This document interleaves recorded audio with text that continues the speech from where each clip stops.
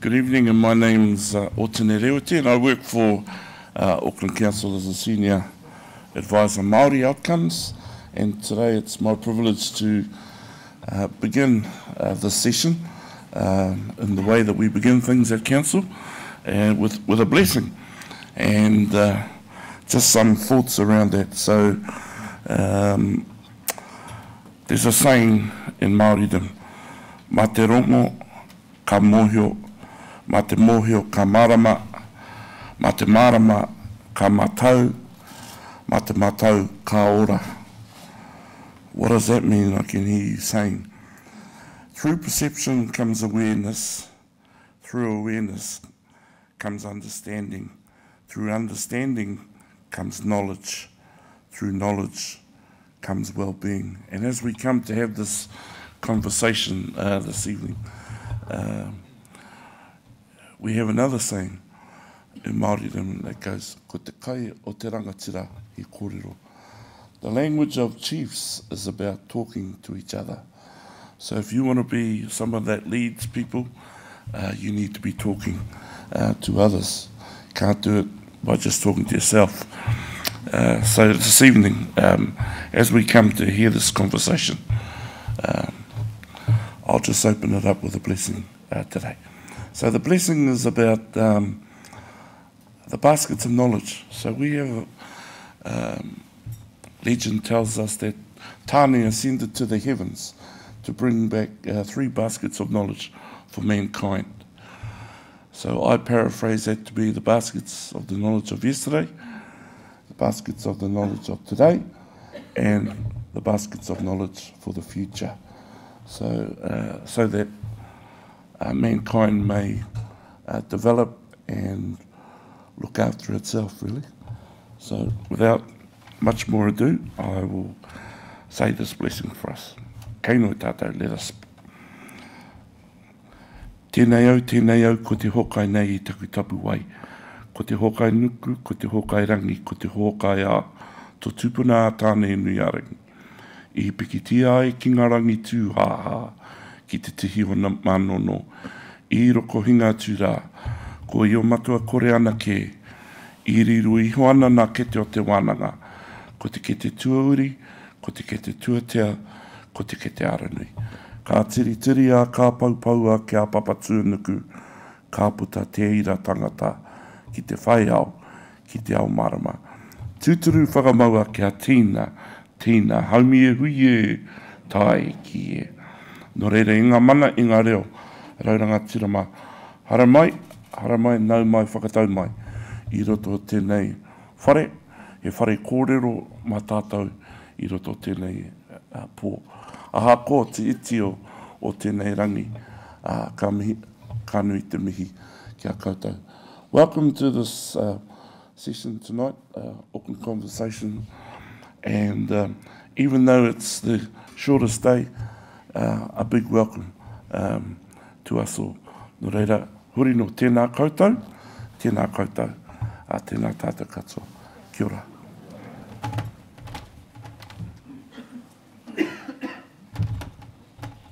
Kia ora, and thank you for that lovely mihi. Good evening, everybody. My name is Corin Dan. Tēnā koutou. Welcome. I'll be facilitating this conversation this evening. I love the fact that it's called a conversation because it is a chance for you guys to interact and really do this together. Now, Auckland Conversations provides an opportunity to inspire and stimulate your thinking about the challenges facing Auckland. Tonight, we will welcome international sustainability expert Matt Peterson, who I've had the pleasure of hearing from yesterday at the Green Building Council's summit, and it was fantastic. That is going to be a real treat. It is a chance really to discuss the challenges we face as a city, as a country, about getting climate ready and what it could mean for this city if we do not do it, and if we do not do it fast enough. So thank you very much for joining us tonight. I'm totally impressed by this turnout. I would never have believed someone would suggest to me that this many people would come out on the shortest night of the year to hear a speech on climate change, and I do believe it's a sign that consciousness around climate change and climate issues is growing, and that's got to be encouraging. So thank you very much for joining us. There is also people watching online via the Auckland Conversations website, so welcome to them too. I know you're out there and you will be enjoying this. A few housekeeping notes. First and foremost, if a baby arrives, I will keep you posted. I've got a highly charged smartphone here with 1,000 alerts on it. It'll be buzzing like crazy. I'm sure yours probably will be as well. Now, in the unlikely event of an emergency, an alarm will sound and will be directed out of the building by the ushers. Bathrooms are located outside of the upper NZI, downstairs in the main foyer of Aotea. And finally, keep the mobiles on silent. I'm sure the alerts will still come through. Now, some thanks quickly for the sponsors tonight. Yes, to the New Zealand Green Building Council, who have collaborated with Auckland Conversation on this. And our thanks to our Auckland partner, South Base Construction, our design partner, Resine, and all our program supporters. Right, this is how it's going to run. Well, the format for tonight will be a keynote speech from Matt, who is the CEO at Los Angeles Clean Tech Incubator, and many, many other things. I'll brief you on him shortly. Followed by a discussion with our panellists. You'll see the chairs there.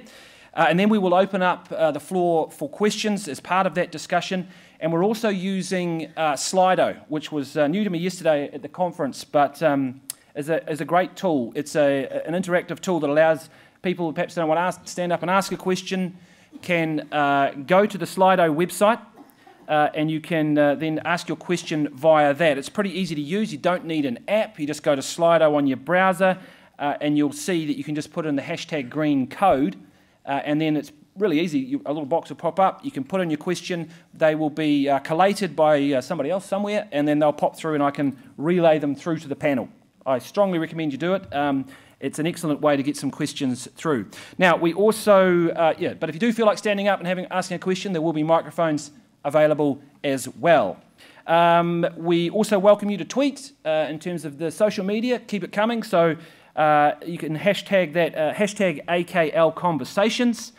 So if you're out there watching in the Twitter sphere or on the internet, do get involved and let us know what you think. We are always trying to ensure, of course, that Auckland Conversation events are inclusive and accessible. Do speak up, get involved, and tell us what you're thinking tonight. So, on to the conversation topic. It's a big one. How climate ready are we? Auckland and New Zealand is clearly a highly desirable destination. It is pretty much clean and green, maybe not as much as we sometimes like to think, but certainly by world standards. We make money here from sending rockets into space. We create movies here. We're doing a lot of things very well, and we see ourselves as fun and fair. But how true is our perception of being green, innovative, and fair? And are we really ready for climate change, or are we in for a big surprise? Tonight we're going to dive into this complex topic with the aim that we all walk away a little bit more informed, a bit more connected, and a bit more inspired to act if we want to.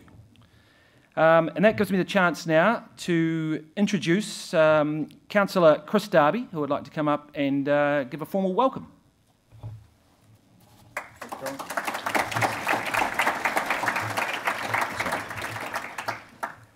Tēnā koutou katoa, welcome everybody. Ngā mihi Otani, where did he go? For your welcome on behalf of Ngāti Whātua Ōrākei, and I acknowledge the hapu there.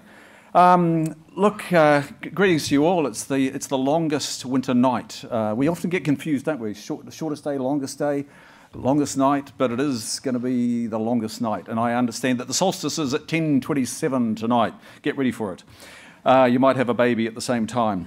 Hey, thanks for coming out tonight. I do want to acknowledge my councillor colleague Ross Clow, who chairs Finance, who's here tonight, and we've just had an announcement from Council this afternoon, is related to today.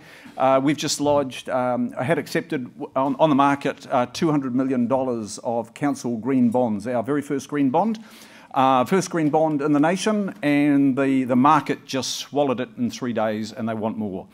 So Ross's work in behind that, and the whole of the council. Hey, thanks for coming out tonight. Thank you. Also, there's a number of local board members here as well, so thank you for coming along, and they all make up our Auckland Council. So the discussion tonight, and Matt's going to be the main act leading this, of course, and we'll hear from him soon. Auckland, ? Are we exposed? We sure are. And the other part of that question is the trust and consequences, aspirations of a climate-ready city, Auckland. So we're here tonight all because we do care. And in some way, we all care about the future of Auckland. We care about the transport choices that we might have now and in the future, the quality and supply of housing, the health of our environment, and the aspirations we have for a climate change ready city, and how we can prepare ourselves for the impacts of severe weather events on our properties, communities and environment, and a lot more than the change in the weather. And I'm sure Matt will be referring to that. Climate change is no longer something that's breathing down our necks. It's not something that's coming. It's not on someone else's horizon. It's right here now. And climate change is very real every day that we live our lives from now and into the future. It affects us all, but particularly it affects the most vulnerable. The benefits of action look promising on paper, but the truth is that we are still early on in the path to a cleaner, safer and more equitable climate change prepared Auckland, very early on. Now, sitting on our backsides, on the old good old gluteus maximus, that is no longer an option. And inertia, that raises even more serious risk. So this will affect not only our infrastructure, as we often is highlighted to us, it not only affects the environment, it could lead to severe population health impacts. And I think we might be hearing about that too. We are working with government, and we have to do this together. We work with community as well, research institutes, universities, and together we need to lead the way on finding tangible solutions. We can start with transport, and we are. Energy, waste, green infrastructure, and urban regeneration, critical to Auckland. We are in the process of building rapidly now, or at least planning rapidly and about to build rapidly, a 21st century worthy public transport system with rapid transit and walking and cycling at its core. And the Auckland Transport Alignment Project with government has brought us together there to assemble a $28 billion package over 10 years with investments like City to Mangere Light Rail, the Eastern Busway, a bus priority program that you've never seen before, lots of improvements there, rail electrification to Pukekohe, and additional trains and track upgrades. And of course, completion of the City Rail Link underway and a massive refocus on walking and cycling. It is going to be a shape-shifting 10 years ahead for Auckland. There have been and will be, and we all at Council, we must fess up to this, there have been missteps along the way, and there will be more missteps along the way.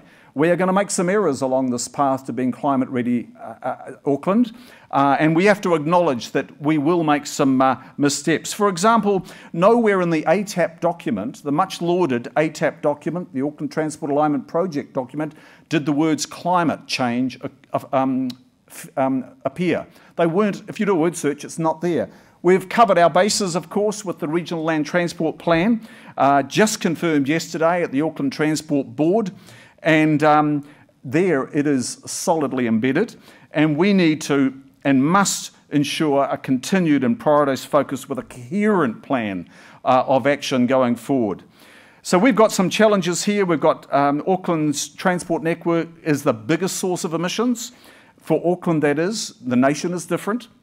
And we've heard from Aucklanders time and time again that the biggest challenge in Auckland is transport, and hot on its heels, of course, and probably right alongside, is the supply of housing and the quality of housing. Now, we're on our way to delivering some of those transport solutions, further framed by yesterday's confirmed Regional Land Transport Plan. We're beginning to invest in clean energy, at a local level, and we're working in partnership with entities like Vector and Entrust, with solar technology in schools, Marais, and you've seen the illumination of the Auckland Harbour Bridge as well, with solar generated from the Wynyard Quarter. We are making big inroads in walking and cycling And as I term it, it's becoming just everyday transport for everyday people, just mainstream mode of movement around our city. Nothing too extreme about it. We've invested about $200 million in the last 3 years, and we've built kilometres of new cycleways, and we're getting to separate more. And we've increased cycle trips into the city centre via Upper Queen Street, just that section alone, by over 400%. Since 2013, and we've added about 52,000 new people getting on the saddle and since in 2017 alone, and that's enough, if you can picture it, enough to outsell Adele at Mount Smart.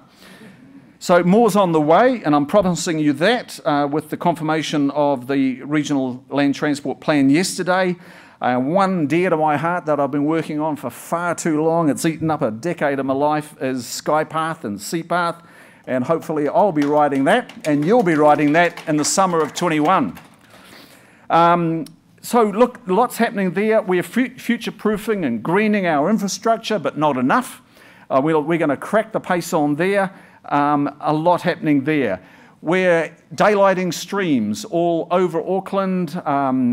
We've, from Takanini with the Puhanui stream, right through to the Oakley Creek out there by Carrington.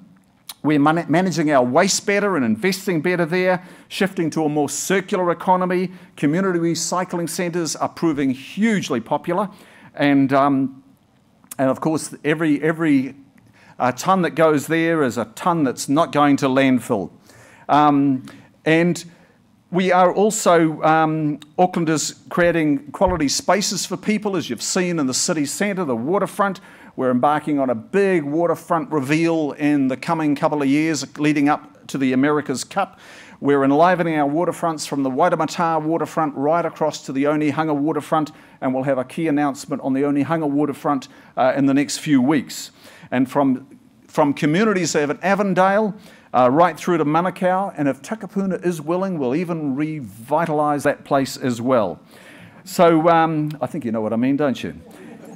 All developments that Panuku are undertaking, they're our placemaking and regeneration agency, and it's not about financial deliverables, it's about strategic, human-focused outcomes that we ask of them. They're working to a Homestar standard and to deliver healthier and more efficient homes where they're delivering homes. And we are challenging climate change on all fronts now. We've just confirmed with our CCOs a requirement to address climate change in everything they do. It's paramount. And they got a unique letter on that from the Mayor's office via Ross and myself only just 3 months ago on that. So we're a member of the C40 Cities Climate Leadership Group, and Mayor Phil has been over there. He's absolutely committed to, and we are all committed to, creating green and healthy streets, fossil fuel-free streets. Part of that declaration, we're shifting our bus fleet to electric and decarbonising the city centre.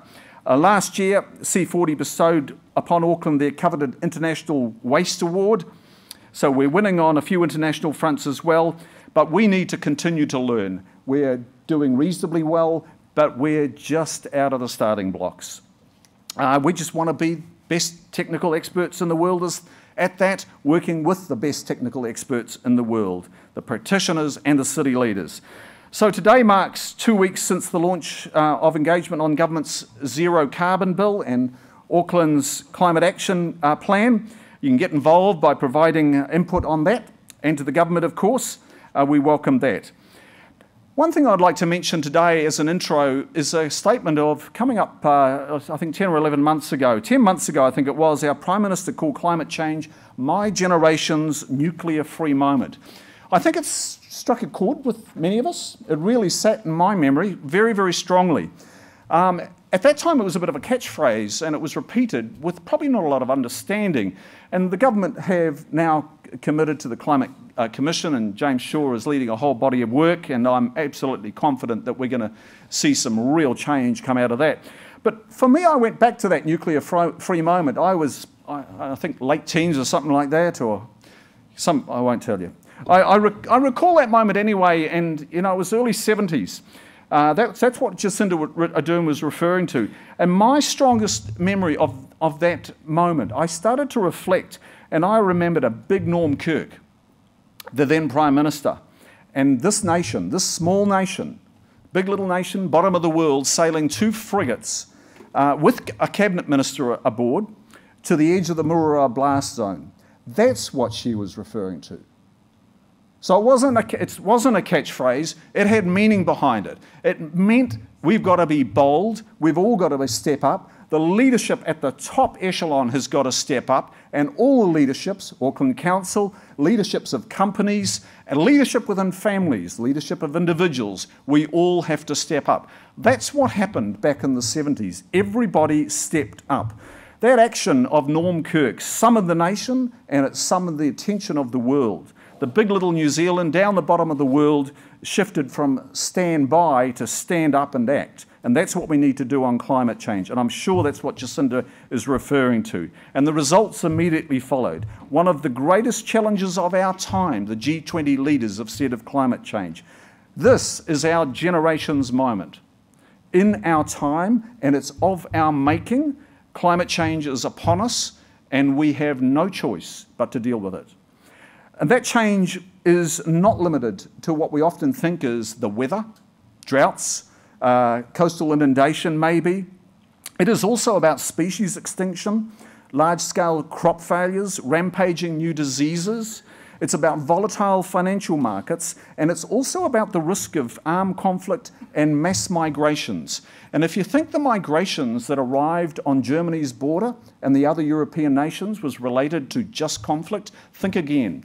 It was related to climate changes in Syria over about 3 years. And that put people into the cities, people into conflict, and then armed conflict and people on the move. So that is a pretty dark taste of one side of climate change. But none of us are immune, and I want to emphasise that. So to all of you tonight, thank you for coming along to hear Matt, who's going to enlighten us now, for taking the time to care about this very important topic for Auckland and the nation, to get involved, get off our backsides and do something about it. This evening will prove enjoyable, I'm sure, and very interesting. But really, my invitation to you is make it productive. So make it productive rather than just enjoying and interesting means to tune in tonight and take 1 or 3 takeaways from tonight and look at how you can take those takeaways out of this room tonight and take action, be it in your personal self, family, workplace, or the city. So ngā mihi and kia ora mai, thank you everybody, and we'll welcome Matt.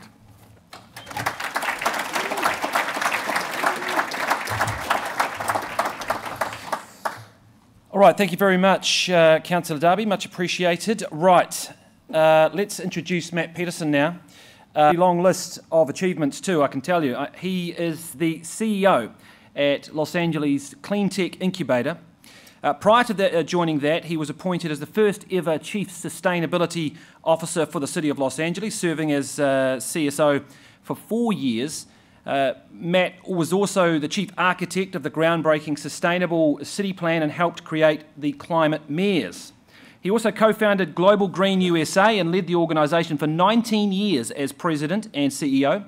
The organisation was a pioneer in greening of affordable housing, schools and cities, as well as helping grow the solar sector.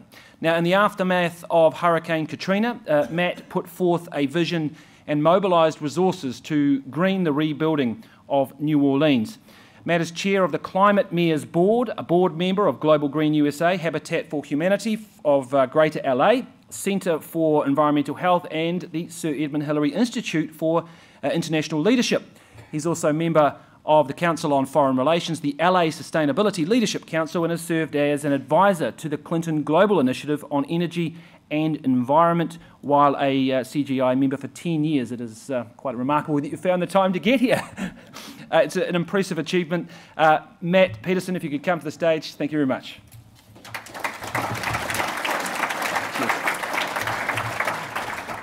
Kia ora. Good to be here with you. Thank you very much, Councillor. Thank you for the warm greetings and the great framing of your conversation. It's impressive to hear what you and your colleagues are doing here in this great city of Auckland This is my second visit to your amazing, beautiful nation. My first was 10 years ago to Christchurch, where I first got involved with the Sir Edmund Hillary Institute and was giving my remarks down in Christchurch, and I created an international diplomatic faux pas by getting then Prime Minister Helen Clark to hug the President of Kiribati, which was a small diplomatic incident, but it was one where I think I worked through it, and it was a great welcome to your nation. I have a couple questions, first of all. We have it looks like the French rugby team staying at our hotel across the way. How many All Blacks fans do we have? Anybody? Few? All right. Okay, good to know. A couple other questions. How many people love where you live? How many people love your home? All right, good. How many people love humanity? Other people, your fellow citizens? Fewer hands. Some people we don't like. That's good to know. I think we're all the same way. All right, good to know. I will give you a little bonus at the end. Some of you were tuned into this yesterday, but most of you weren't. I'll give you a little secret of saving the world, but that's later. First, I just want to share a quick little story that kind of brought things together for me around how we treat each other as human beings and how we treat the planet. I went to the eastern part of the Democratic Republic of the Congo twice with an amazing individual, a woman named Eve Ensler, who some of you may know from her work as a playwright. She wrote Vagina Monologues and some other amazing pieces of work. And Eve went there to bring several of us to see how, with local partners, she's building this place called City of Joy that was providing a place for women whose lives and bodies had literally been torn apart by the war and atrocity, rapes and atrocities that are happening in that part of the world. And one of the things driving that violence and those horrible acts that are being forced upon women and girls, but also men and boys, was the drive for getting a hold of rare earth minerals that power our electronics. Cobalt, tin, and other rare earth minerals in what is now known as conflict minerals. And there's been some acts in the United States and other parts of the world to try to change that. But what struck me wasn't just this horrible atrocity going on and still going on. It was that these women I happened to have the great honor to dance with at this ceremony that opened this place called City of Joy, which houses and helps 92 women at a time after their bodies have been repaired down the way at the Ponzi Hospital by an amazing man named Dr. McGuagey, that they were given their lives back by their own accord, that they were able to, with time and space and help and classroom training, be able to, over the 6 months, reclaim their lives and dignity.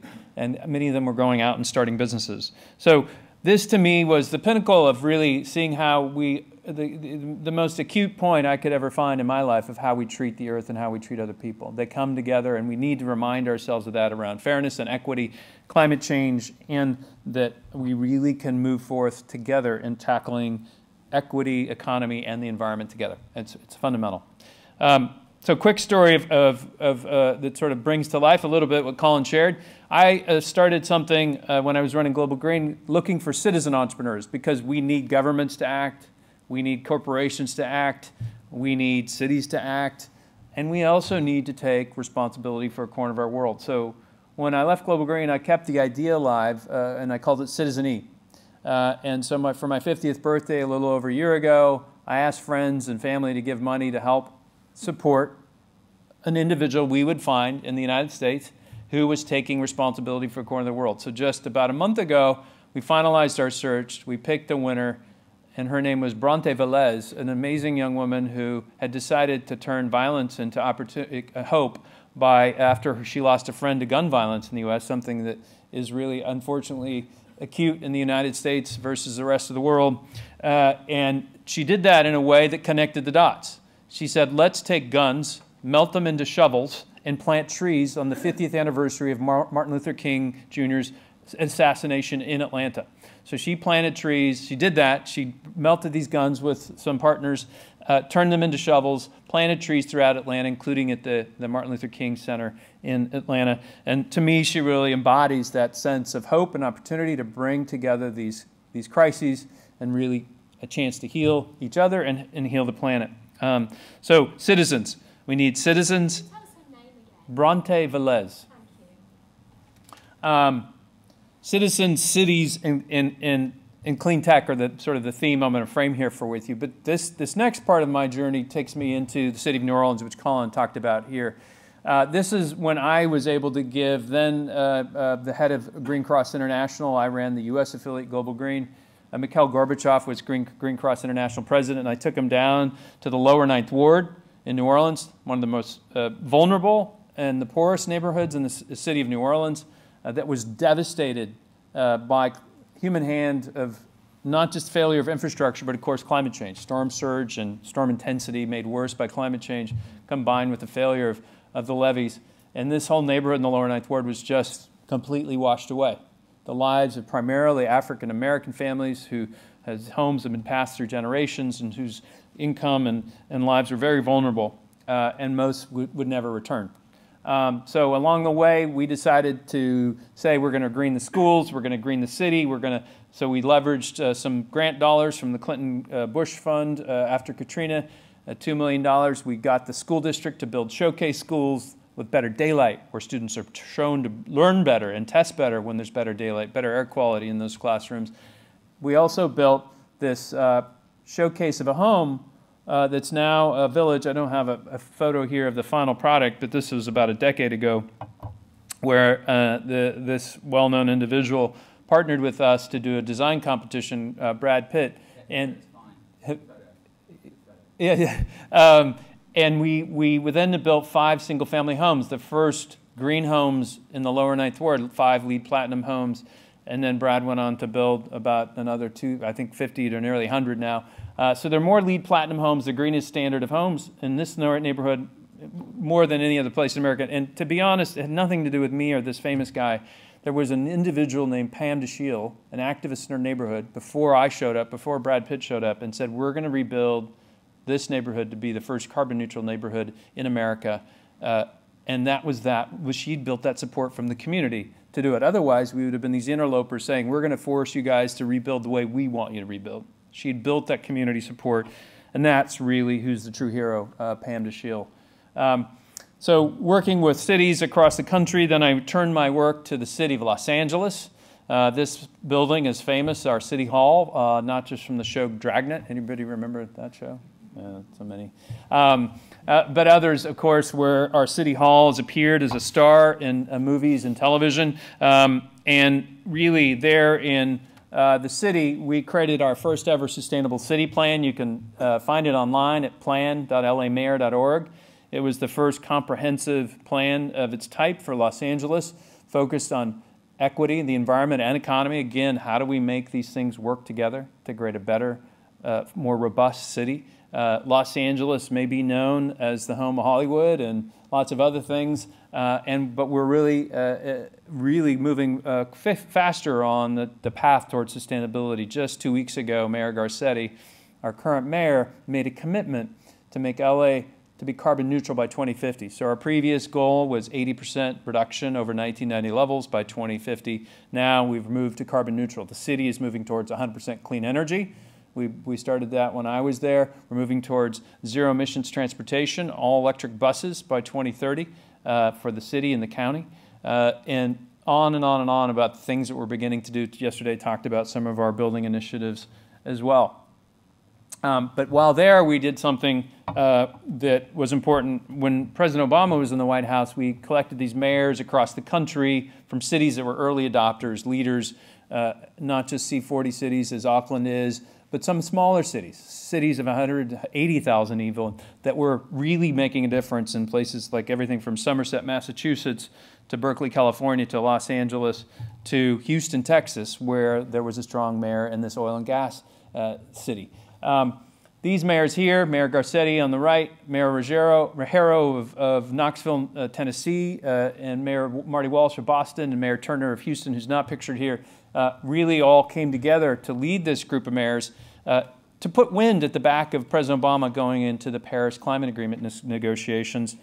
Well, then what happened? We got a great climate agreement, then somebody else got elected to the White House we weren't so sure about.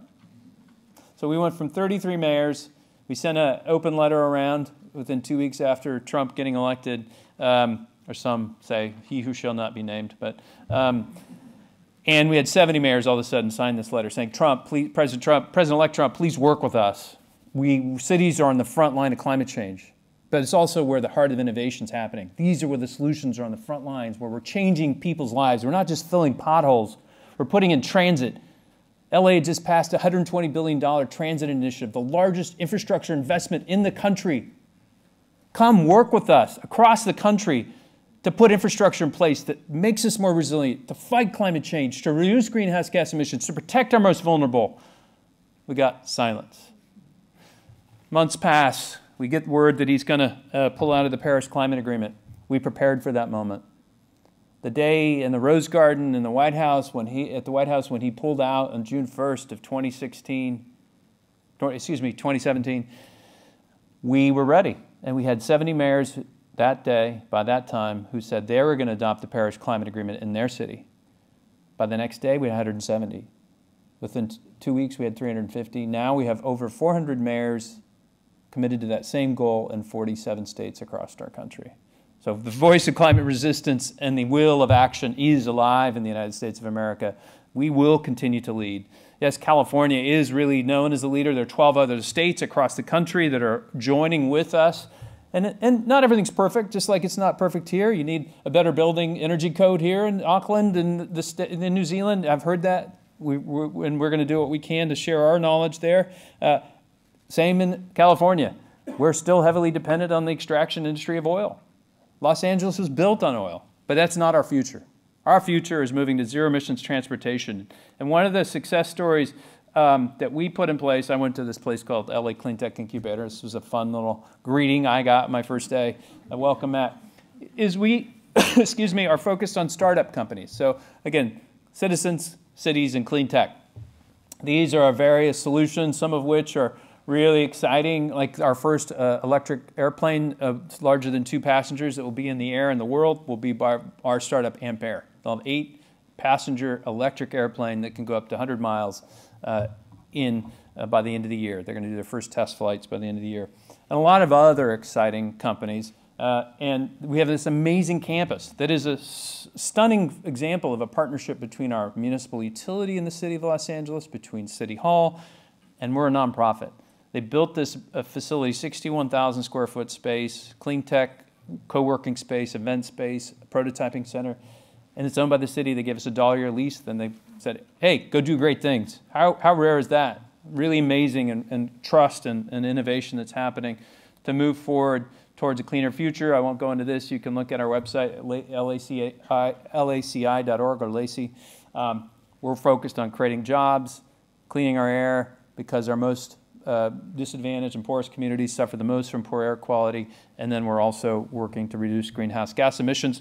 Quick little exciting announcement we just had. We're creating this partnership between utilities, the mayor, our top state regulator, and other partners to say, how can we get to 100% zero emissions transportation by the time the world arrives in the Olympics, for the Olympics in 2028. It's throwing down a bold, audacious goal, and I think that's something we need to do everywhere. So we're really focused again on citizens, cities, and clean tech. Excuse me. But I also promised you, it's all right, doesn't matter. The secret to saving the world, right? Make sure if I got this right. Yes. New Zealand, before I get into that, I just wanted to echo something the councillor said. New Zealand's a small but mighty country. And just as you did with the nuclear-free zone and beyond that, really putting people's lives at risk to say the right thing, not just say the right thing, but do the right thing, we need you to be bold. When you stand up and you take action in this small but not mighty nation, people notice. So when your prime minister, hopefully she's able to come to California when the Governor Brown hosts his climate summit in San Francisco in the middle of September, and your mayor and your city councilors come, hopefully, they've come with bold commitments that lead the world in the same way that you led on suffrage, that you led on nuclear-free zones, that you led on apartheid. Please help us and humanity change the course of our future. So with that, I want everybody to stand up for a second. Secret to saving the world. your right hand up. Repeat after me. Let's go France. Oh, sorry. Just a little All Blacks humor. I love my home. And I love humanity. Now give the person next to you a big hug.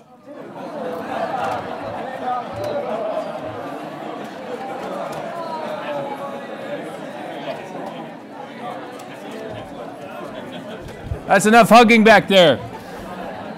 All right, so when you come to California or you go to the next conference of parties, these boring meetings, but where real commitments happen, please give the world a New Zealand hug, or a hangi, I think maybe even more appropriately. So thank you very much.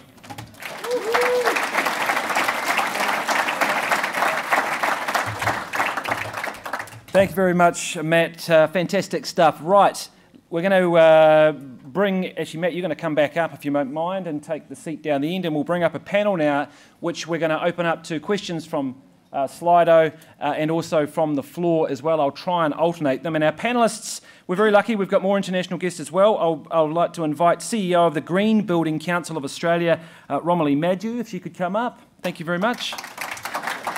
Danusha Whippich from Z Energy, I hope I got the name right. Excellent. Dr. Rhys Jones, the public health medicine specialist and senior lecturer in Māori health at the University of Auckland.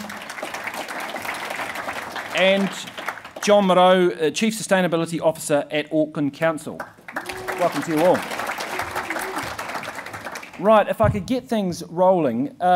John, we heard earlier on from Councillor Darby about some of the things Auckland was doing well. I wonder if you could illuminate us perhaps with some of the areas where we've got real shortfalls, where those acute problems might be, so that we can think about those. Thank you for that one. Can you all hear me? This one's for you, Penny Parrot, if you're still out there, because she's grading me. Look, I think Councillor Darby did a fantastic job saying what we're doing. And in fact, just 3 hours ago, for the first time ever in New Zealand, we launched our first issue for a green bond. And I think that's something that deserves another mention, because what we're trying to do is say, these are the outcomes we want, much like what we did with, we want you to fund a targeted rate for the natural environment. We want you to fund a targeted rate for basic, the fuel tax, for instance. So we want to connect outcomes to the funding source, and that's something we're doing. So not to dodge the question and talk about what we are doing, but I'm warming up for what we're not doing well. I think the material impact on climate change, and why I think a lot of us in this room are here, and what gets us out of bed this morning, is what's at risk here. And where we put our communities, how we grow, how we get around, those things are material to Auckland and Aucklanders. So I would talk, hopefully a bit tactfully, about are we actually funding the right choices for transport? As Councillor Darby said, we made a historic move recently to actually do that. Did we go far enough? Maybe we can debate that. Same thing with our spatial form. A great city is a dense city with options and amenities for everybody. Are we there yet? Maybe not. We could perhaps debate that. A zero carbon economy must be circular. Is that the case in New Zealand when we're freaked out when our recycling gets burned instead of gets sent off to where it needs to go? Let's debate that. So we've got a little bit of room to grow. Very good. Danusha from Z Energy. I'm interested in you being here from an energy company and what sort of momentum is there now coming from business on climate change? Is it real? Are we seeing a genuine change and urgency, if you like, from business? Yeah, so for us, this is a conversation we've been having, particularly with our business customers from our inception, 2010. And we're out of conversation and into action, and so are big New Zealand businesses. So there are people who recognise that the carbon intensity of their supply chain, it's important. It's important to their customers. It's important to their international trade. So our activity around the first commercial biofuels plant here in Auckland, that's a commitment to action, conversations that lead to action. Looking at ride sharing, looking at our role in mobility rather than in energy, and supporting Mevo with their EV vehicles in Wellington City. These are the sorts of actions that evolve your business and create a business that's ready for climate change.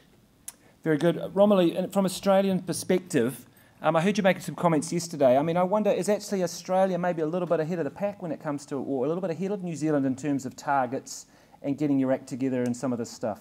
I know you could probably beat us on rugby and cricket and make numerous commentary about that. But I think when it comes to this, I took a number of things away yesterday from the New Zealand Green Building Council's Housing Summit. Our building code has been in place for a really long time, and it's incredibly strong. And we as the industry engage very effectively with the Australian Building Codes Board. So we raised $750,000 with 6 state governments and the industry to make sure the building code's upgraded next year and that a trajectory goes into place for every 3 years of an upgrade, aiming for net zero by 2030, and that we're really driving change. At a leadership level, it seems to me there's a lot more collaboration in Australia. I think part of that is you have a national government and local government, and you have a fragmented property industry. So it's just an observation. In Australia, we have local, state and federal, and a very tight property market. So you could get amazing impact from dealing with 15 CEOs. 8 of them sit on my board. So our country has been able to achieve a lot, I think, because of some of the structural makeups, but I really can't stress enough, the word I used yesterday was collaboration between industry and government, and it has to be genuine collaboration, and it really has worked very effectively in Australia. And does that extend to Dr. Jones from a public health perspective, from an inequalities perspective, and the impact of climate change? We hear a lot about a just transition, but it seems to me that those in lower socioeconomic groups are going to potentially end up bearing a much bigger cost from that transition. Do you see it as being just?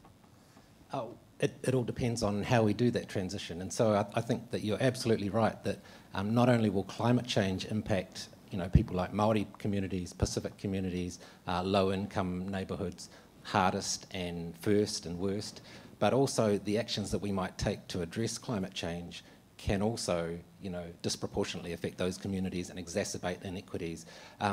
So what we need to do is plan our climate action so that we actually maximise the ability to pick up on the co-benefits, so that the huge win-wins that we can get from well-designed climate action that can improve our health, that can create a more equitable society and more fair societies, and mitigate or minimise those negative consequences that we can get from poorly planned climate action. Matt, what's your advice to the people on this panel, people out there, about how to get that collaboration that we're hearing is needed from all these disparate groups so that we're all pointing in the same direction?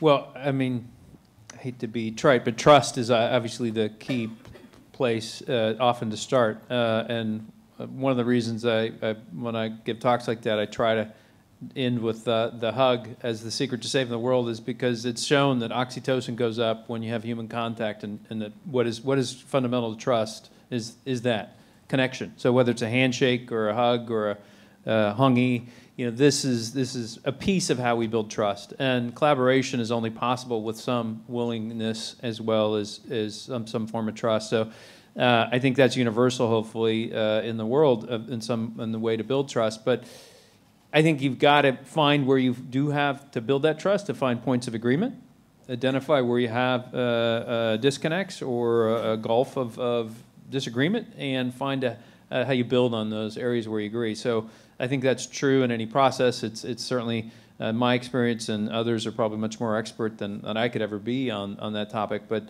on climate, where can you say where we're doing well here in New Zealand, but then where do we go on this challenge? Okay, it's a hydroelectric dependent economy, and when drought comes, we have electricity crises here, just like we have our version of that in California. We have extreme weather and fires, and that disrupts the electricity grid.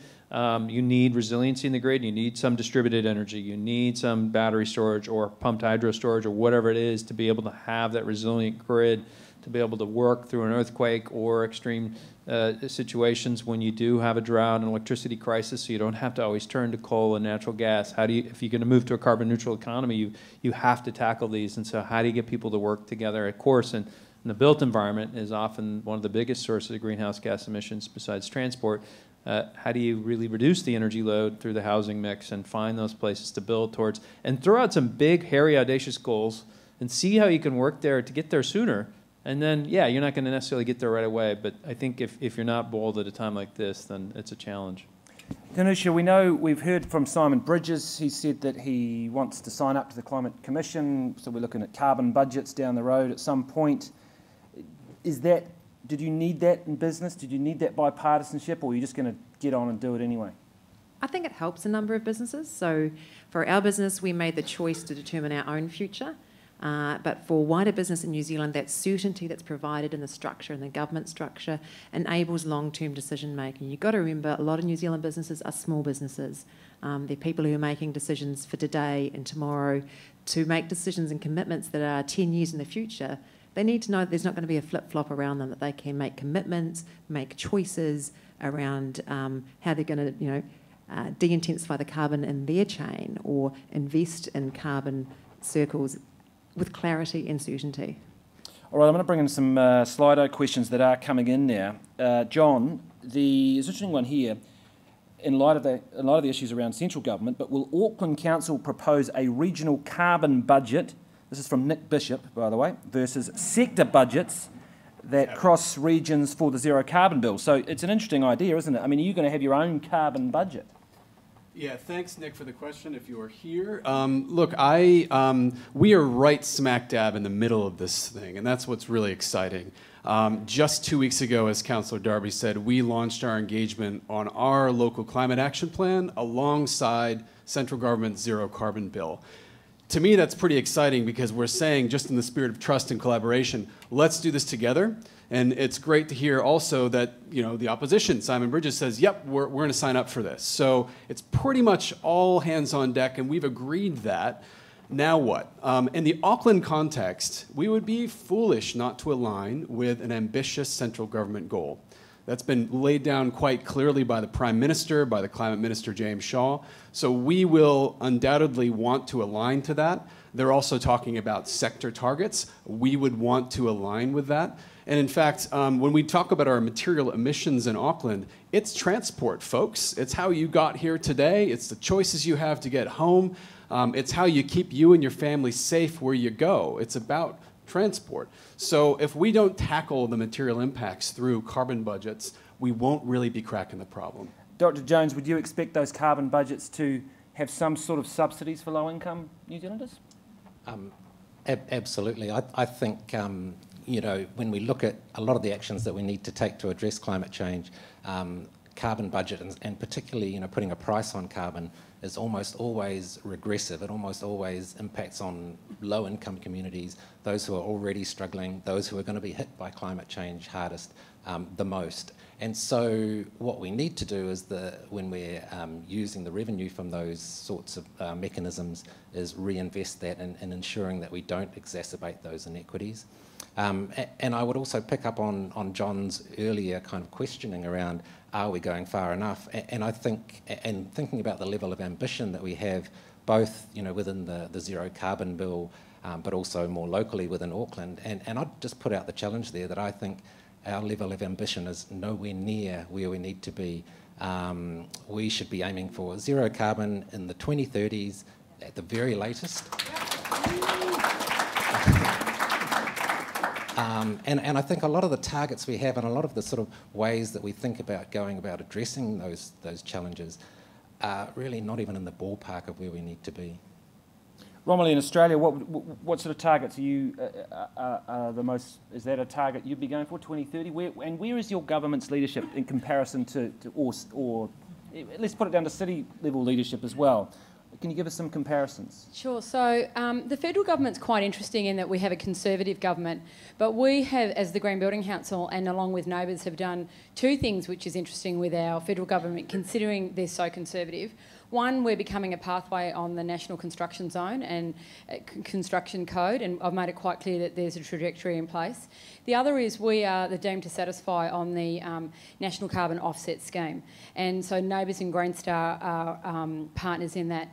But at the same time, our federal government's probably not going hard enough. So if you look at the local and state governments, all of them have come out with incredibly audacious and ambitious goals.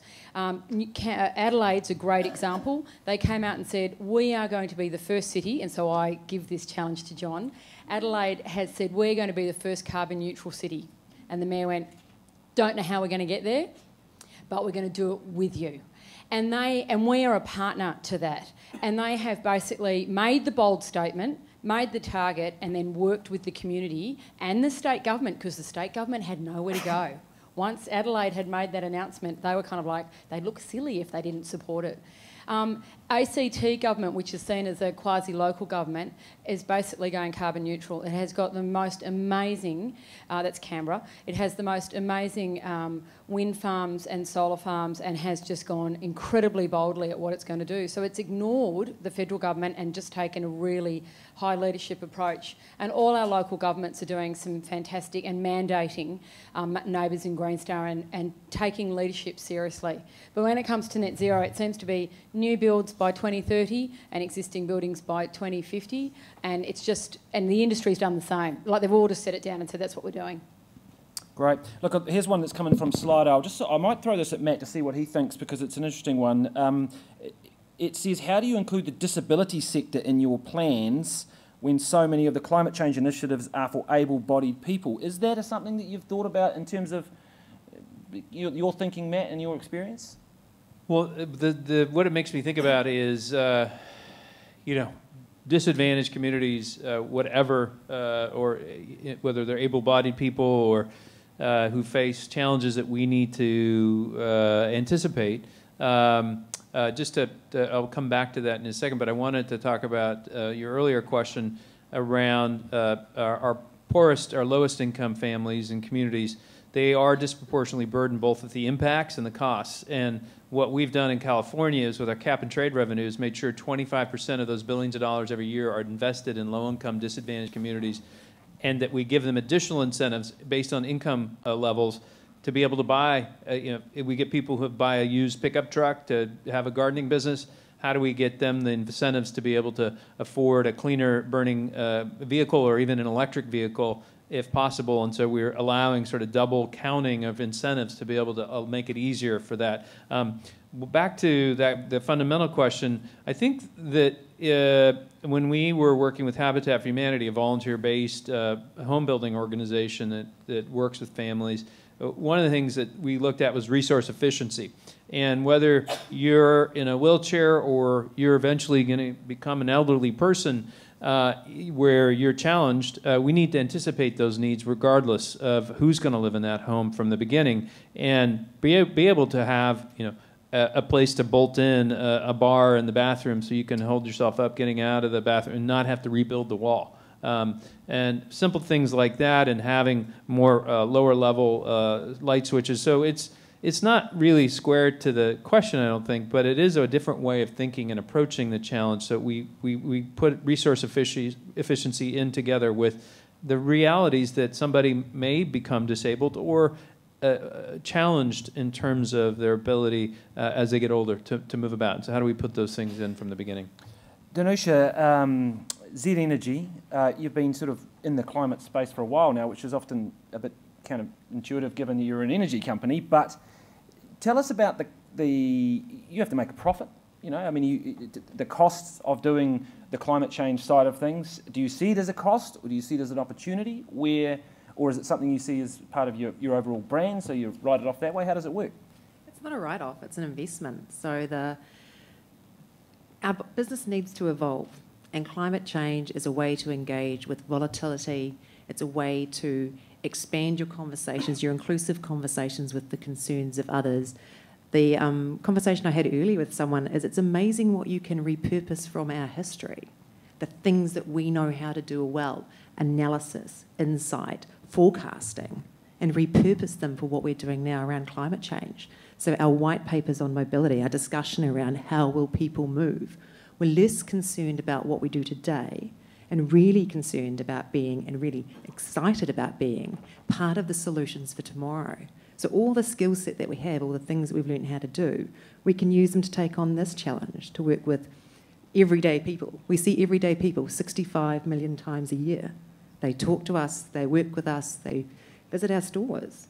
We work with big New Zealand business. We have a massive opportunity. So for us, it's all about investment. John, there's a few questions that have come in for the council. That's why I'm here. Yep. This one says, this one's from Kath Dewar, and it says, good stuff, but when will council waste work get to ditch the single-use plastics at venues, e.g. Aotea Centre, plastic cups at water coolers?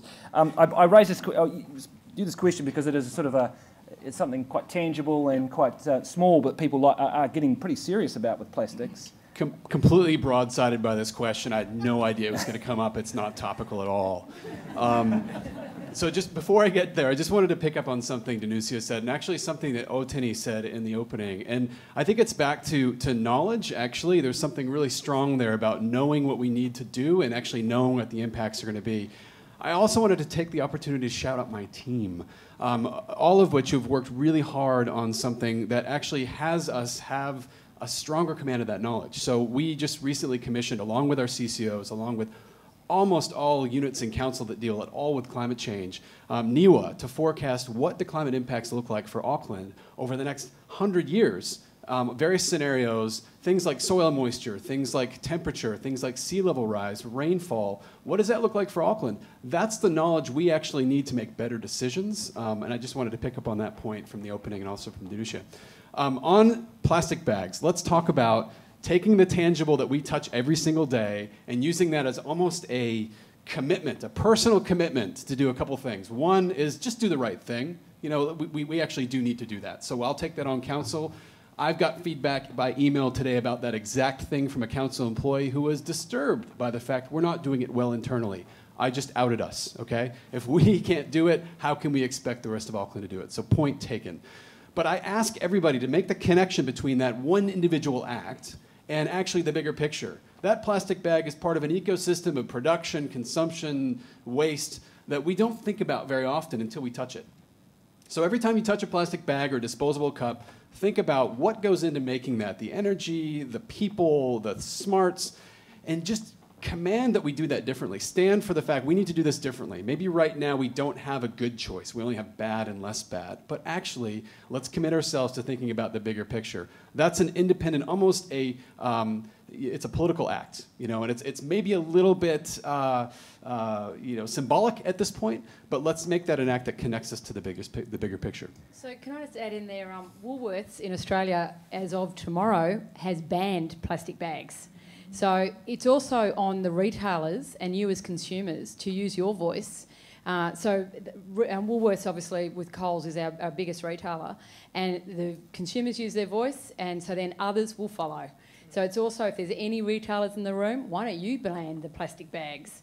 So we've actually just made that move ourselves and to sort of link the 2 points together. It's a really poignant consumer and customer experience and the back-end logistics to make a simple idea happen, whether it's removing plastic bags or recycling or designing your rubbish bin. How you design your rubbish bin determines how much people will recycle. And it's that level of consciousness in your business, that willingness to engage with an issue really deeply, not just, oh, I should do some recycling. I should do some recycling, design it to make it easy and attractive. You know, I should give a reason, you know, make it easy and enjoyable for people to do it. And then I need to talk to all my back-end suppliers because maybe they don't go to Timaru as much as they go to Central Auckland. Maybe I'm going to need to work with them, how they build their business. So we've worked to build businesses to help us deliver these sustainable outcomes. I want to be a bit controversial. Could I just say, if we focus just on plastic bags, I'm going to try to be a little different here and say that's actually, from a climate perspective, it's a huge global ocean health perspective and marine fishery perspective, huge important thing for a coastal country like New Zealand.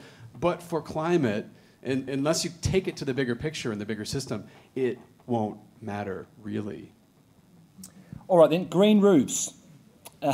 This person asks, can they deliver widespread benefits? To climate change, Does Auckland Council have any initiatives to encourage developers and building owners to create green roofs? I'll open that up to the panel in general. Romilly, you might have a view on that. Do they work? Are they a good thing? They are fantastic things. What are they for a start? Okay, well, I'll just... so green, it's not just green roofs, it can be green facades as well. So it either can be green roof on the top of the roof, but with Fraser's in Sydney at UTS, the whole building, One Central Park, is like a garden. Like the whole facade is a garden. And the reason it's really important is we all know population's increasing and we, per population, are losing our green space. Open space is different to green space. And green space is really, really important around the air effectiveness in a city and the air purity, and also around just, you know, livability in the city, and our kids need to have the green space. So what City of Sydney have done is they have put it into their plan for green roofs, and they've helped via planning to ensure that basically Sydney should look like just one big forest. Our buildings shouldn't look like a building, they should just look like forests. So there's ways that council can do this, but they're really great for a building because it's like a double or triple facade on a building.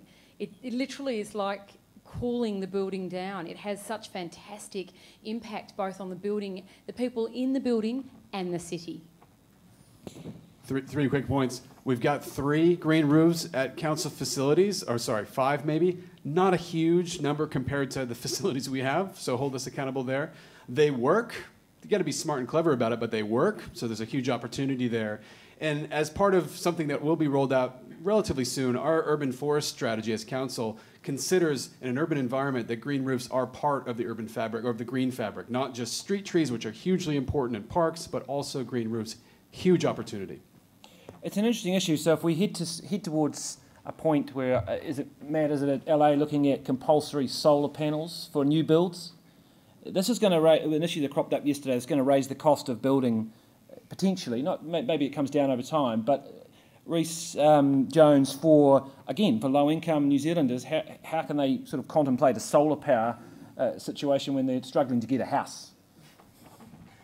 Well, absolutely. I mean, a lot of the things we're talking about, I think, you know, very much potentially things that could increase inequities and for a lot of low-income families, you know, even the dream of home ownership is unrealistic, and to think then of, you know, what about even more expensive housing? It's a huge issue. So I think, I mean, one thing I would say is that in any of the strategies that we're undertaking, if we're not involving Māori Pacific communities, other disadvantaged communities. You know, we had the question earlier about the disability community. You know, I think the key there is to involve those communities in the solutions, and not just in a token consultation way, but in a genuine partnership. And through doing that, we'll find solutions that can pick up on the win-wins. Well, let me throw that to Matt, and maybe you could shed some light on that in terms of engaging with lower income communities, broad range of communities on some of those green builds and those sorts of things. How do you do that in a genuine way that isn't just tokenism? Yeah, so when I first started work, I mentioned Habitat for Humanity was a volunteer, and starting in 1991 with them as an organization, and we were trying to create some greener, healthier homes, because as I encountered green building, I thought to myself, well, shouldn't that be where we deploy it first? The families that have the most problems with asthma, they live in the most polluted neighborhoods, and their indoor air quality is often worse than the outdoor air quality. The energy bills affect them more than anybody else proportionally. Healthcare costs affect them more proportionally, transportation costs. So why don't we reduce that burden? And you come across this argument, like if we spend one more penny on a window, that means a penny that's not going in an additional unit of housing. Well, we're also burdening that family with higher energy bills, worse air quality, more healthcare costs, more time off from work, lost wages. It's a downward spiral. So we have to balance it and be able to approach that together. And that's where we focused our energy on incentives and really trying to work with the building industry and affordable housing to change that. So I think you've got to be able to approach it together, because it's a longer term benefit, and find ways to reduce those costs, but also put incentives in place.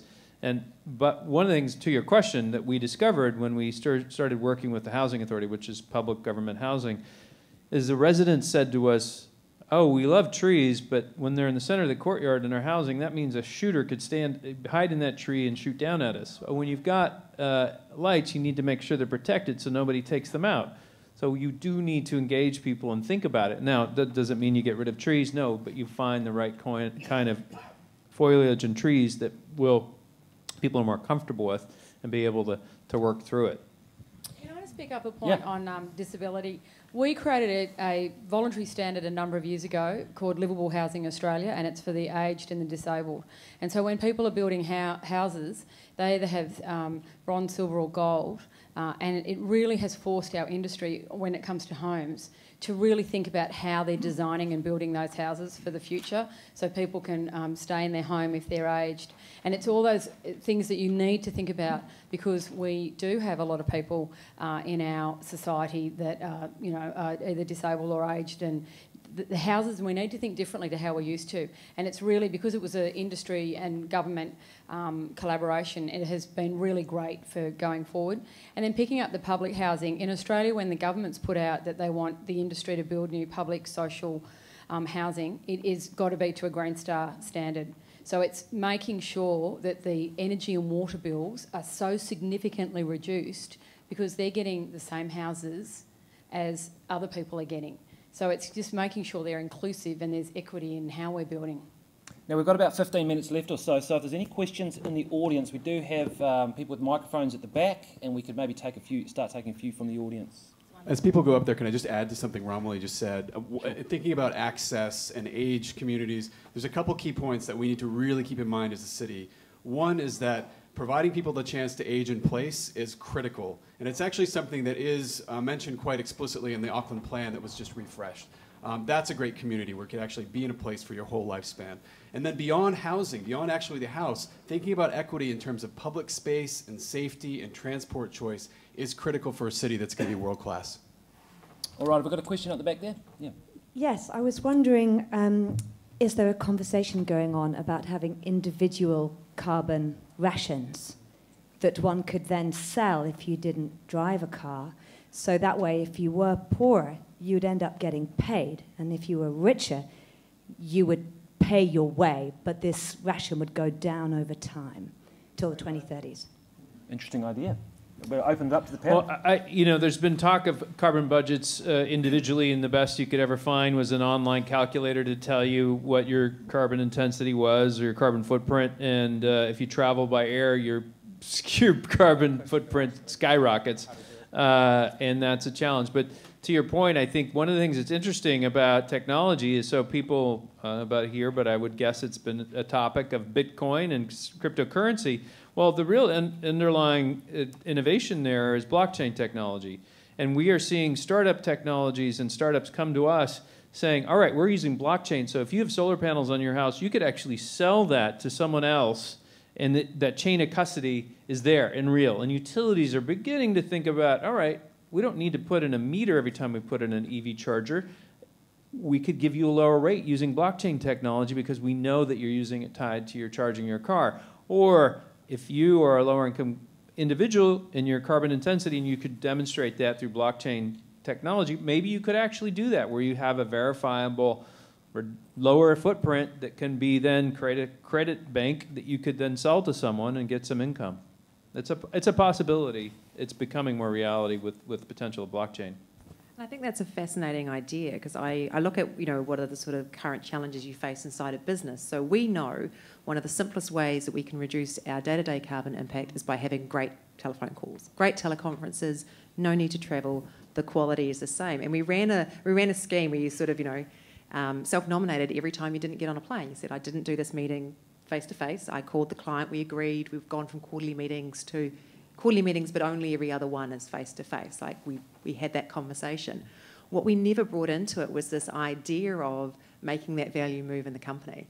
Like, giving people the opportunity to then invest that credit somewhere else with other people. So I think it's a fascinating idea that could go beyond that concept, and you could employ it to create conversation and behaviour change right now. All right, another question up the back here. Hi, thanks for the questions and answers so far. I was wondering, would like to direct some attention and discussion regarding our food production systems within the Auckland area, and how what council thinking is regarding how we farm, how we produce food, how we get it to the city. Because as many people understand and know and talk about, food and farming is one of our major problems, and how we get it in a sustainable way. Anyone like to take that? I'll just do the quick little punt here because I think it's relevant to every city and perhaps every business. I'd say it's a problem, but boy, we do food pretty rampantly here in New Zealand, right? It's pretty amazing the capacity we have to generate food. Now, granted, we sell most of that overseas and make money off of it, but I think the architecture is there to actually do some remarkable things with food and food systems. We might not have it right. I think your point's a very, very good one. Your question's a good one. You know, when we're taking some of our best soils out of commission by maybe converting them to urban, that's a problem we can't kind of walk back from. When we're thinking about how far something needs to travel between farm to plate, that's a problem. So I think there are a lot of problems here, but we're in the position because we know food here in New Zealand to do it really, really well. If I can just add to that, I think I talked earlier about win-wins that you can get from climate action for health and for equity and for a lot of other things. Certainly food is one of those areas where, you know, if we can reduce our reliance on meat-based products and, you know, think about the balance of our food production, we can reduce emissions but also really improve health outcomes by shifting to a more plant-based diet. And also moving to more locally based food production, and I'm really interested in the idea of food sovereignty and the idea that we can, you know, get more self-determination. We can become healthier. We can reduce our emissions from food transport and things, as well as, you know, economic benefits as well. California is one of the largest producers of agricultural products and foodstuffs anywhere in the United States. There has been a huge rush to taking the Central Valley and planting almonds, and they're a huge consumer of water. And as California has seen extreme drought the last several years, and Southern California is very vulnerable, and there's this argument of, you know, we're sending so much, using so much water for agriculture and sending so much water to Los Angeles.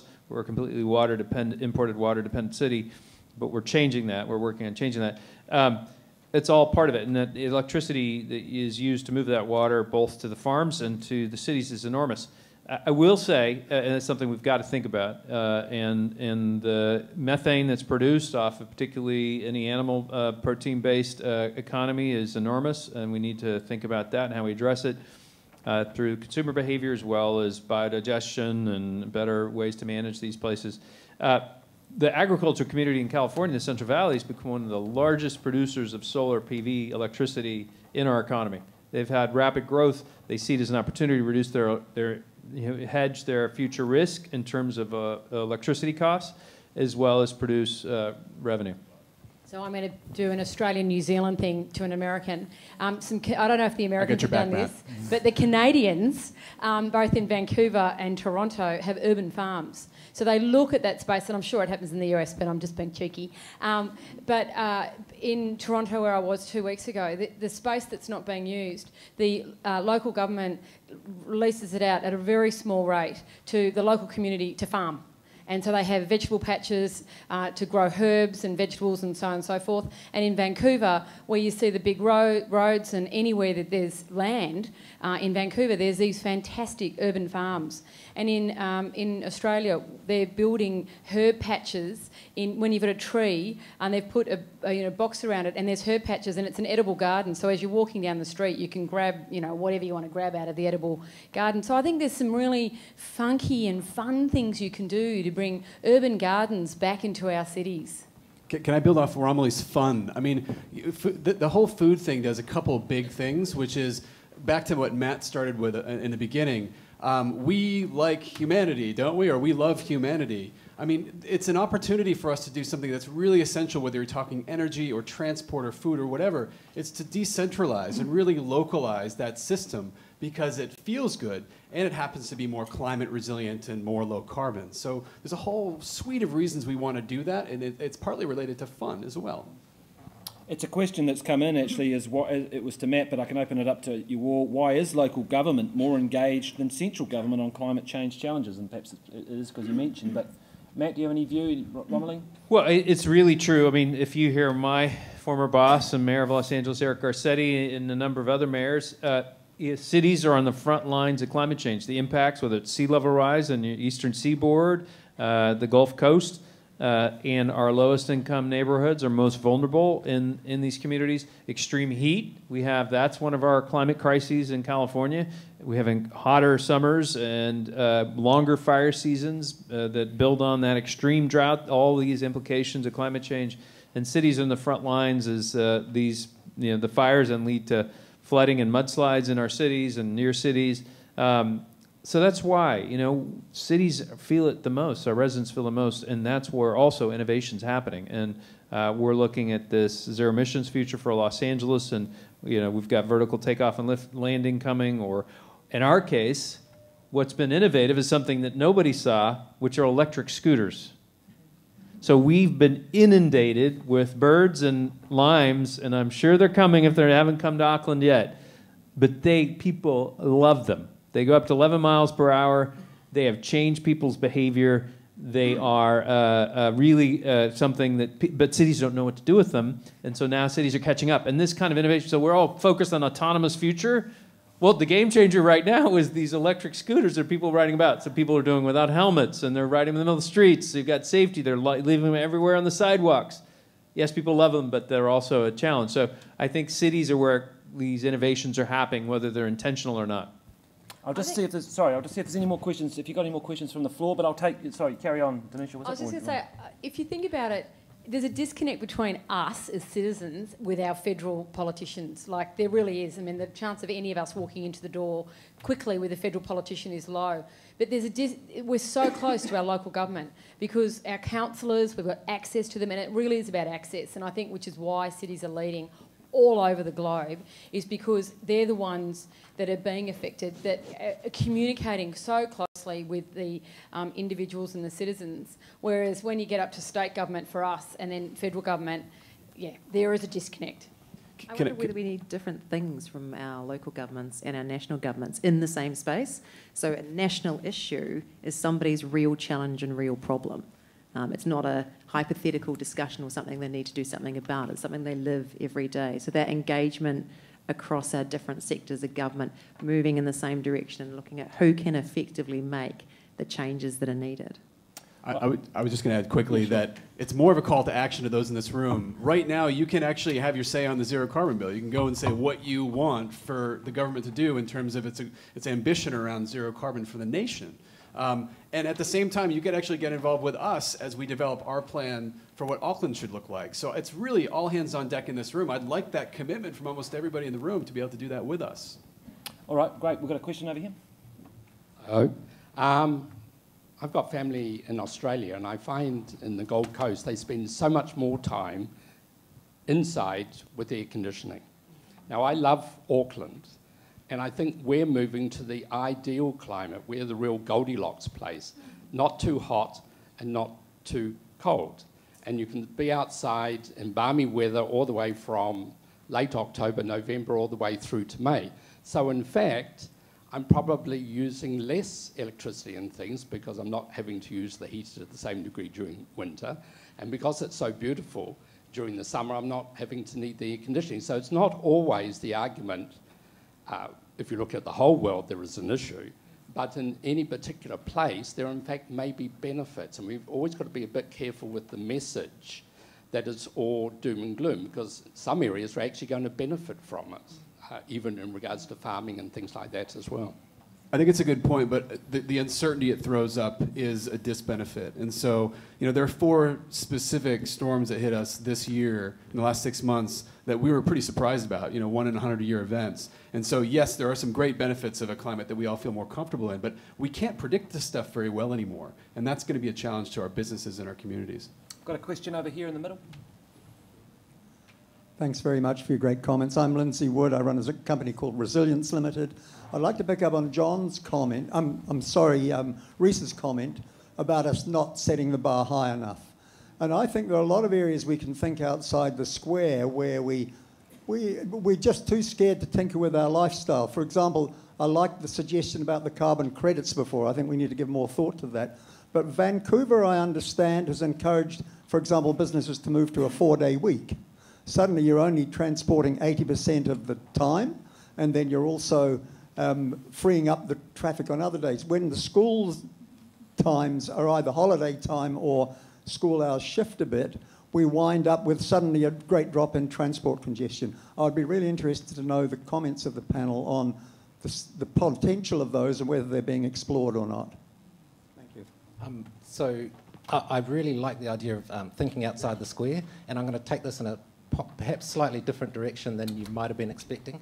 But I mean, I think one of the things that we are absolutely not doing enough of is valuing Indigenous knowledges and ways of engaging with the environment in this space. You know, I think of climate change as essentially the inevitable conclusion of a sort of Western-style civilization that's about exploiting the Earth's resources as a commodity and dumping the waste. And so I think that, you know, we have Māori culture here. We have a culture that's all about relationships with the natural environment, about a very different way of thinking in this space. It does remind me of, I was in COP21 in Morocco a couple of years ago, and seeing the difference between what was happening in the formal negotiations versus what was happening in the Indigenous Peoples Forum. If you could have switched those rooms, we'd probably solve the climate crisis tomorrow. So it's about like really decolonising. And I think, you know, if you're not an advocate for Indigenous rights, for decolonisation, then you're not a climate advocate. Do you have reconciliation? Do you have reconciliation action plans here? So we work with Reconciliation Australia, and we have to have well, we don't have to, but it's voluntary, but we all have reconciliation action plans. So it's Indigenous supply chain, how we're going to employ Indigenous, how we're going to, for us as the Green Building Council, we have to talk about it in our sector. So what are we going to use to think about Indigenous thinking into the design and construction of our buildings and cities?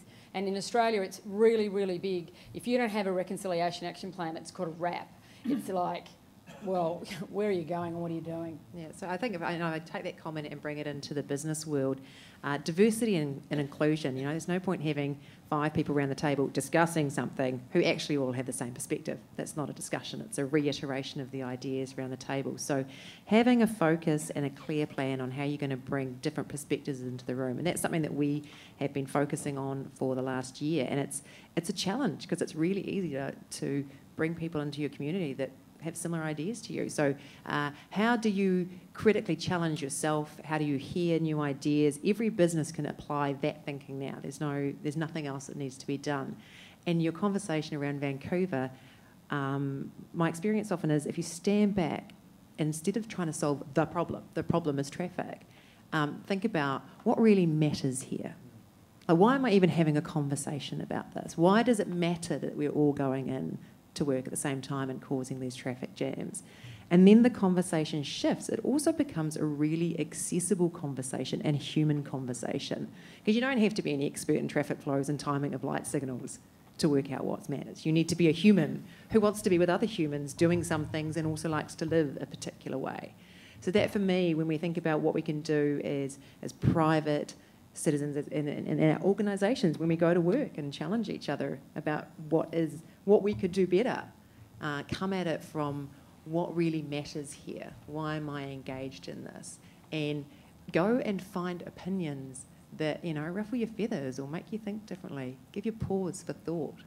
That's a lovely way to finish it. Thank you very much to the panel. We've just sneaked over our time limit, but thank you very much to Romilly Medju, Danusa Whippich, got that right, hopefully, Dr. Rhys Jones and John Moreau, and of course Matt Peterson. But I'd like to ask Andrew Eagles, CEO of the New Zealand Green Building Council, to come up for a vote of thanks. Yes. I haven't seen it arrive. Baby girl. Oh. I was too busy, didn't check my phone. A baby girl, there you go.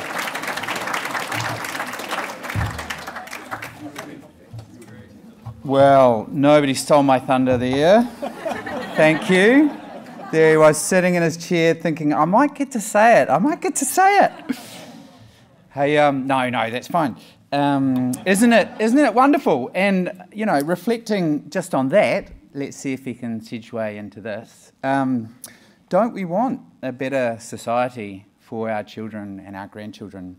And one of the reflections I've got from this really brilliant panel and brilliant Councillor Darby, and also great management by Corin Dan, I thought this evening, was it's simple to say, oh, it's climate and that's a challenge for us, right? And there's costs. So we go, costs, that feels really bad. When I listen to these people, what I hear is, hey, active transport. I hear healthier homes.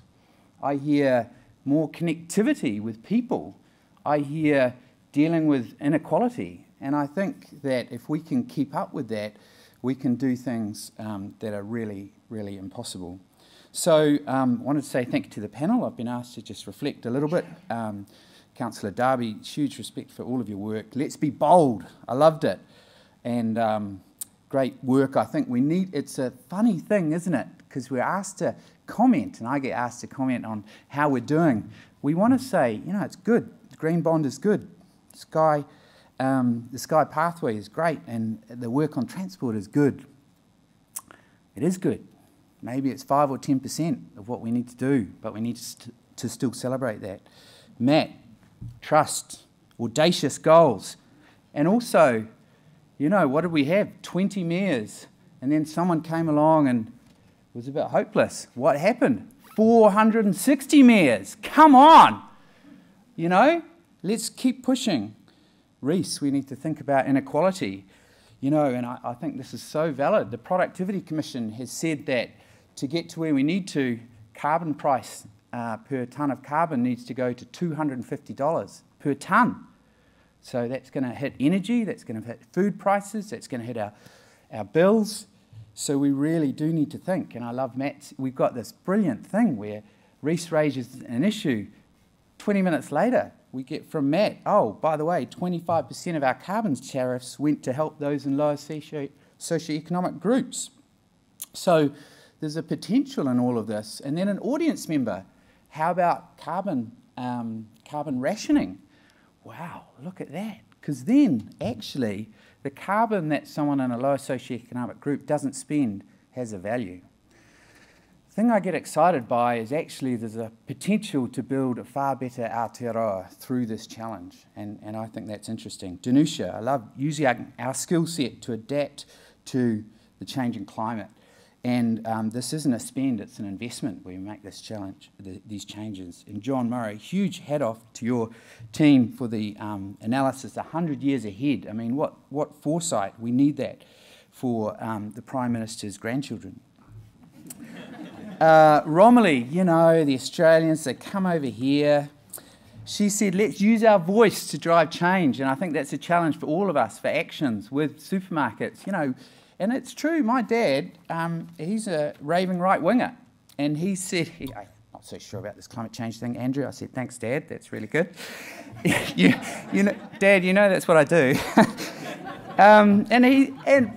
But you got to listen. So we're sitting down watching TV. People said, ban plastic bags. And he said, yep, that's kind of good, but why don't people call on supermarkets to stop using them? Well, there's a truth there, isn't there? We need to say to our supermarkets as well, we need to drive everything. And I really liked Matt talking about, you know, better homes and buildings and that type of thing. So, look, I just want to thank everyone involved. Then I've got an exercise for you. You've got homework, so you're not getting away. So first of all, kia ora, Corin Dan. You know, we had a conference yesterday, and it was huge, and Joe Duggan just rocked it. But not everything goes really smoothly, and Corin was just so smooth through all of that, so we really appreciate your stewardship tonight. Thank you to Matt Peterson for his keynote, and also for your son coming with you. We really appreciate the support there. What a brilliant panel. I think I'm just really honoured to be on the stage with all of you. Thank you to Councillor Darby. Continue your good fight. Thank you to all of you and those who are online watching. I hope that's been of use, and you're now still watching us despite seeing pictures of the Prime Minister's baby. Thank you to Auckland Conversations. We've got a long way to go, but you know, our council is starting this conversation, and that's really, there's something to be said for that. The next Auckland Conversations event will take place on the 2nd of August. This event will be in partnership with Auckland Transport, where we discuss healthy streets for Auckland. Now, your challenge, I would ask you to stand up. We're doing a double act, Matt. Okay, so there's action we can take. We heard about it. We can lobby. We can call the zero carbon, we can push for the Zero Carbon Act. We can support active transport. We can, if you work in a building, you can ask about neighbours or Green Star. But here's something you can do to connect a little bit as well. I fundamentally believe that this is a huge challenge. But aren't we lucky? Aren't we bloody lucky to have a challenge that's worth it? To work towards this for a better society for all of our people and children. So, I'd ask you to raise your right hand. First of all, yell yes if you were inspired tonight. Yes! Yell it louder. Yes! Okay, now I want you to turn to the person next to you. Okay? I want you to say, you two? You got someone to high five? Okay. Has everybody got somebody? I want you to high five and say, now let's get this done. Kia ora, thanks so much. Safe travels, have a good evening.